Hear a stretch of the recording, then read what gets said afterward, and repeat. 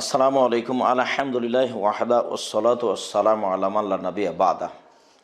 সম্মানিত দর্শক মণ্ডলী, আজ আমাদের শাবান ও নফল সিয়াম সম্পর্কে যে আলোচনা রয়েছে তার দ্বিতীয় পর্ব আমরা আলোচনা করব মনে করছি ইনশাআল্লাহ। আমরা দ্বিতীয় পর্বে আলোচনা করব 15ই শাবান সম্পর্কে। আমাদের দেশে 15ই শাবান সম্পর্কে সিয়াম পালনের যে একটা ব্যবস্থাপনা ও প্রস্তুতি রয়েছে যা আমরা লক্ষ্য করি। এদেশে কলকারখানা, অফিস আদালত, কোর্ট কাছারি, শিক্ষা প্রতিষ্ঠান সব কিছু বন্ধ করে 15ই শাবান সিয়াম পালন করা হয়। আসলে তার কোনো ভিত্তি রয়েছে কি? আমাদের কাছে যেভাবে অবগতিতে রয়েছে তাতে এর কোনো মূলত ভিত্তি নেই, বরং 15ই শাবান সম্পর্কে যেসব হাদিস রয়েছে তা প্রায় জাল ও জয়ী। সাথে সাথে তা বুখারী মুসলিমের হাদিসের সরাসরি বিরোধী, যা থেকে আমাদেরকে বিরত থাকা একান্ত জরুরি।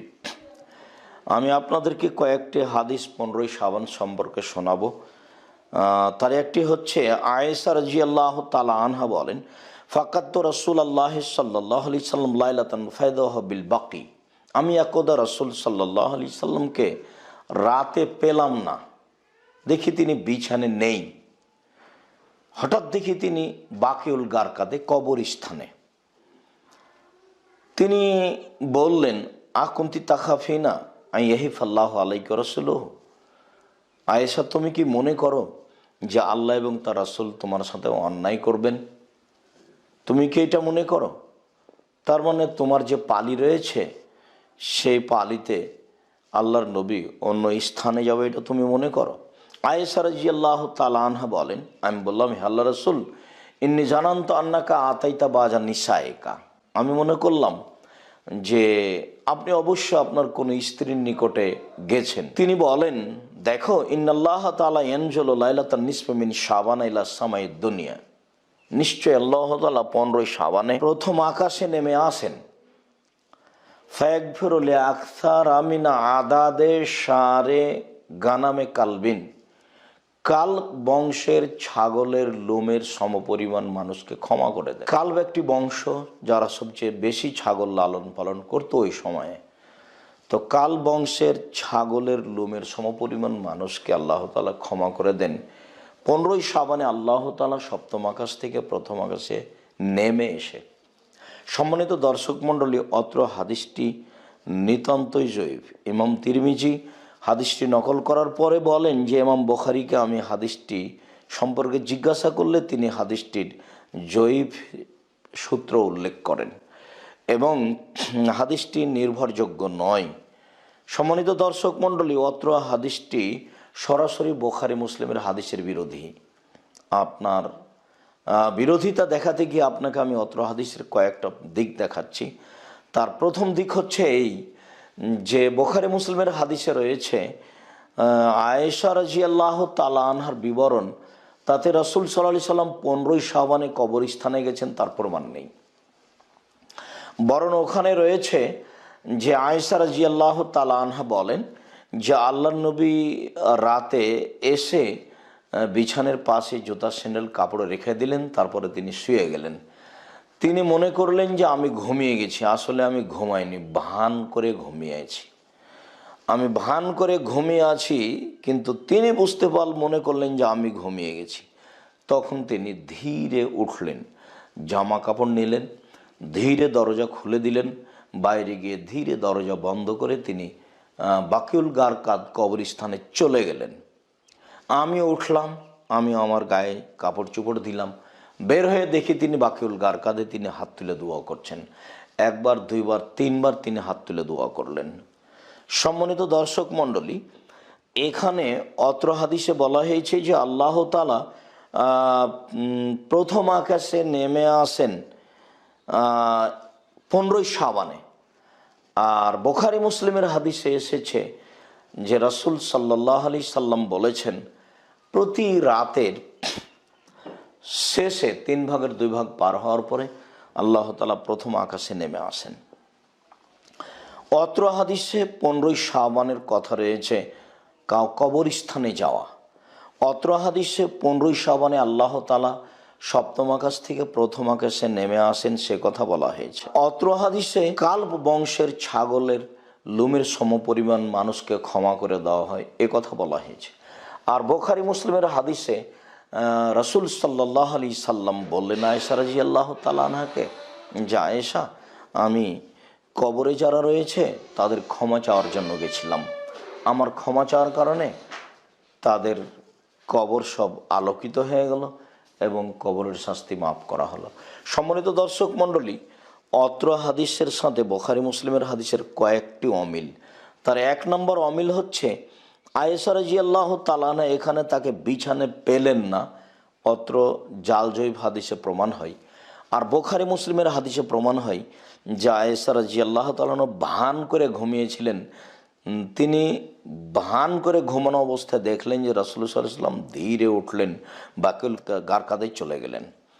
অত্র হাদিসে আরেকটা প্রমাণ হচ্ছে যে তিনি 15ই শাবানে গেলেন, অথচ রাসূল সাল্লাল্লাহু আলাইহি সাল্লাম 15ই শাবানে গেলেন তার প্রমাণ হয় না, তিনি কবরস্থানে যেতেন।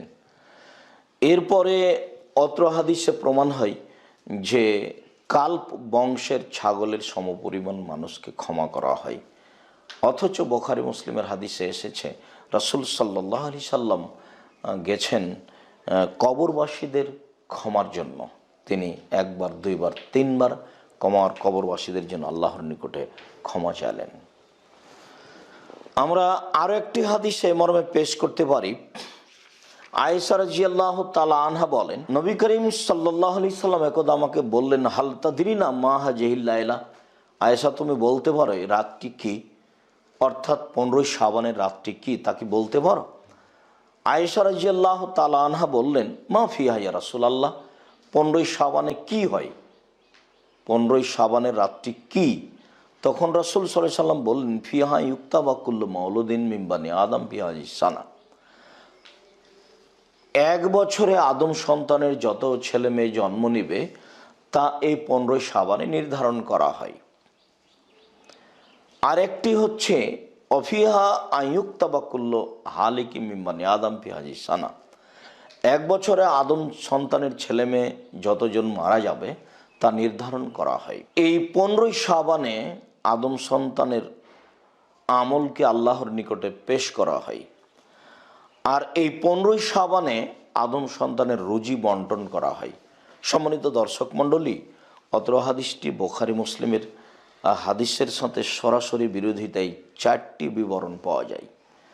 তার একটি হচ্ছে এই যে 15ই শাবানে যত লোক মারা যাবে আর যত লোক জন্ম নিবে তার নির্ধারণ হয়, অথচ কোরআন মাজিদের আয়াতে এবং বুখারী মুসলিমের হাদিসে প্রমাণ হয় তা নির্ধারণ করা হয় লাইলাতুল কাদরে। লাইলাতুল কাদরে এক বছরে যা কিছু হবে তা আল্লাহর পক্ষ থেকে সপ্তম আকাশ থেকে প্রথম আকাশে নিয়ে আসা হয়। সাথে সাথে অত্র হাদিসে বোঝা যাচ্ছে যে 15ই শাবানে আমল আল্লাহর নিকটে পেশ করা হয়, কিন্তু সহিহ হাদিসে 15ই শাবানে পেশ করা হয় এ কথা বলা হয়নি, বরং শাবান মাসে আদম সন্তানের পাপ নেকি পেশ করা হয় বাৎসরিক, সে কথা বলা হয়েছে। যা আমরা প্রথম পর্বে বলেছি। ওসমা বিনে যায়েদ রাদিয়াল্লাহু তাআলা আনহু বলেন যে আমি রাসূল সাল্লাল্লাহু আলাইহি সাল্লামকে বললাম, লাম আরাকা আন তাসুমা ফি শাহরিন মিনা শুহুরি মা তাসুমু মিন শাবান, আপনি শাবান মাসে যত সিয়াম পালন করেন অন্যান্য মাসে তত সিয়াম পালন করেন না, আপনাকে অন্য মাসে তত সিয়াম পালন করতে দেখি না। তখন রাসূল সাল্লাল্লাহু আলাইহি সাল্লাম বললেন, দেখো যাকা শাহরুন ইয়াগফুলুন নাস আনহু, এই মাসটি এমন একটি মাস যাতে মানুষ গাফেল থাকে, বেখিয়াল থাকে, এই মাসটিকে মানুষ মূল্যায়ন করে না। বাইনা রাজব আর রমাজান, মাসটি হচ্ছে রজব এবং রমাজানের মাঝে। হুয়া শাহরুন, এটি এমন একটি মাস তুরফাউ ফিহিল আমালু ইলা রাব্বিল আলামিন, এই মাসে আদম সন্তানের পাপ নেকিকে আল্লাহর নিকটে পেশ করা হয়। ওয়ানা উহবাইরফা আমালি ওয়ানা সায়েম, আর আমার মনটা চাই যে আমি এই মাসে বেশি বেশি সিয়াম পালন করি, কেননা এ মাসে আমল পেশ করা হয়। সম্মানিত দর্শক মণ্ডলী, অত্র হাদিসে খুব স্পষ্ট প্রমাণ হয় যে 15ই শাবানে আমল পেশ করা হয় এ কথা ঠিক নয়, বরং শাবান মাসে আল্লাহর নিকটে মানুষের পাপ নেকি আমল পেশ করা হয় এই কথা ঠিক। কাজেই এই জাল হাদিসটির প্রতি আমল করা যাবে না, সহিহ হাদিসের প্রতি আমল করতে হবে। 15ই শাবানে সিয়াম পালন করতে হবে না, বরং 1 তারিখ থেকে নিয়ে 15 তারিখ পর্যন্ত অথবা তার চেয়ে বেশি সিয়াম পালন করার চেষ্টা করতে হবে। সম্মানিত দর্শক মণ্ডলী, অত্র হাদিসে 15ই শাবানে রুজি বন্টন করা হয় এ কথা বলা হয়েছে, অথচ লাইলাতুল কাদরে রুজি বন্টন করা হয়, সব কিছু নির্ধারণ করা হয় এ কথা আল্লাহ তাআলা বলেন, এ কথা রাসূল সাল্লাল্লাহু আলাইহি সাল্লাম বলেন। তাহলে অত্র জাল হাদিসটি কোরআন এবং সহিহ হাদিসের সরাসরি বিরোধিতা করে, যার কারণে এই হাদিসের প্রতি আমল করতে হবে না, আমাদেরকে পূর্ণ শাবানে সিয়াম পালন করতে হবে না। আসেন সম্মানিত দিনী ভাই বোন, আমরা সহিহ হাদিসের প্রতি আমল করার চেষ্টা করি, বরং 1 তারিখ থেকে 15 তারিখ পর্যন্ত সিয়াম পালনের চেষ্টা করি। সম্মানিত দর্শক মণ্ডলী, আমরা এই বিষয়ে আরেকটি হাদিস আপনাদের সামনে পেশ করি। আলী রাদিয়াল্লাহু তাআলা আনহু বলেন, রাসূল সাল্লাল্লাহু আলাইহি সাল্লাম বললেন, এজা কানাত লাইলাতুন নিসফি মিন শাবান, যখন শাবানের 15 তারিখ হয় তখন তোমরা ফাকুমু লাইলাহা, 15 তারিখের শাবানের 15 তারিখে তোমরা রাতে জেগে ইবাদত করো। অসমু ইয়াউমাহা, 15ই শাবান তোমরা সিয়াম পালন করো। কেন? ইন্নাল্লাহ তাআলা ইয়ানজুলু লিগরুবি শামসি ইলা সামাইদ দুনিয়া, নিশ্চয় আল্লাহ তাআলা 15ই শাবানে মাগরিবের পরে প্রথম আকাশে নেমে আসেন। ওয়াকুলু, প্রথম আকাশে নেমে এসে বলেন, মান মিন মুস্তাগফিরিন ফাগফির লাহু, এমন কে আছে যে ক্ষমা ভিক্ষে চাই, আমি তাকে ক্ষমা করে দেব। ওমান মুস্তারজিকুন ফাআরযুকাহু, কে আছে আমি রুজি চাই, আমি তাকে রুজি দেব। অমুবতালান ফাউফিয়াহু, কে বালা মুসিবত বিপদে পড়ে আছে, আমি তাকে নিরাপত্তা দিব। আরও অন্যান্য। সম্মানিত দর্শক মণ্ডলী, অত্র জাল হাদিসটি বুখারী মুসলিমের হাদিসের সরাসরি কয়েকটি বিষয়ে বিরোধিতা করে। তার একটি হলো এই যে রাসূল সাল্লাল্লাহু আলাইহি সাল্লাম অত্র হাদিসে বললেন যে তোমরা 15ই শাবানে সিয়াম পালন করো এবং 15ই শাবান রাতে জেগে ইবাদত করো, অথচ সহিহ হাদিসে রাসূল সাল্লাল্লাহু আলাইহি সাল্লাম নিজে 1 তারিখ থেকে নিয়ে 15, 20, 25, 26, 27 পর্যন্ত সিয়াম পালন করেছেন, একাধিক সহিহ। আর তিনি 15ই শাবান নির্ধারণ করে ইবাদত করতে বলেননি, কোনো সহিহ হাদিসে এরকম প্রমাণ হয় না, এই জালজয়ীফ হাদিসে প্রমাণ হয়। আর অত্র হাদিসটিতে আরও একটি প্রমাণ হয় যে আল্লাহ তাআলা মাগরিবের পরে প্রথম আকাশে নেমে আসেন, অথচ বুখারী মুসলিমের হাদিস যে তিনি রাতের 3 ভাগের 2 ভাগ পার হওয়ার পরে প্রথম আকাশে নেমে আসেন। আবু হুরায়রা রাদিয়াল্লাহু তাআলা আনহু বলেন, রাসূল সাল্লাল্লাহু আলাইহি সাল্লাম বলেছেন, ইয়ানজুলু রাব্বুনা তাআলা ইলা সামাইদ দুনিয়া হিনা ইয়াবকা সুলুসুল লাইলিল আখিরা, রাতের 3 ভাগের 2 ভাগ পার হওয়ার পরে আল্লাহ তাআলা সপ্তম আকাশ থেকে প্রথম আকাশে নেমে আসেন। নেমে এসে বলেন, মাইস্তাগফিরিনি ফাগফির লাহু, কে আমার কাছে ক্ষমা চাই, আমি তাকে ক্ষমা করে দেব।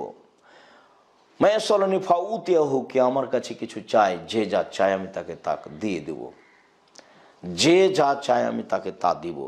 মায়াদুনি, কে আমাকে ডাকে, আমি ফাস্তাজিব লাহু, আমি তার ডাকে সাড়া দিব। সম্মানিত দর্শক মণ্ডলী, বুখারী মুসলিমের হাদিস সে যা প্রমাণ হয় তা হলো রাতের 3 ভাগের 2 ভাগ পার হওয়ার পরে। আর অত্র জাল হাদিসে প্রমাণ হয় যে আল্লাহ তাআলা নেমে আসেন মাগরিবের পরে। অতএব আপনাদের মনে রাখতে হবে যে 15ই শাবান সম্পর্কে প্রায় 200 জালজয়ীফ হাদিস রয়েছে, তার 3টি হাদিস আপনাদের সামনে পেশ করলাম যা আমলযোগ্য নয়। আসেন আমরা আপনাদেরকে অনুরোধ জানাচ্ছি, আপনারা সহিহ হাদিসের প্রতি আমল করত। শাবানের 1 তারিখ থেকে নিয়ে 15, 20, 25 যার যতদূর সম্ভব সিয়াম পালন করার চেষ্টা করি। বিশেষভাবে রাসূল সাল্লাল্লাহু আলাইহি সাল্লাম যে কারণ উল্লেখ করেছেন সেই কারণটির আরও বেশি গুরুত্বপূর্ণ দেওয়ার জন্য আমরা শাবান মাসে বেশি সিয়াম পালন করি। আর তা হচ্ছে বাৎসরিক রিপোর্ট শাবান মাসে পেশ করা হয়। তবে কোন দিন এ কথা রাসূল সাল্লাল্লাহু আলাইহি সাল্লামের জানা ছিল না। কিভাবে ভারত, বাংলাদেশ, পাকিস্তানের আলেম ওলামা জেনে নিলেন? তারা 15ই শাবান উল্লেখ করে কলকারখানা, অফিস আদালত, কোর্ট কাছারি, শিক্ষা প্রতিষ্ঠান সব কিছু বন্ধ করে রাতে গোসল করে আতর গোলাপ মেখে ইবাদত করেন এবং দিনে সিয়াম পালন করার জন্য আদেশ করেন, যা সরাসরি সহিহ হাদিস বিরোধী।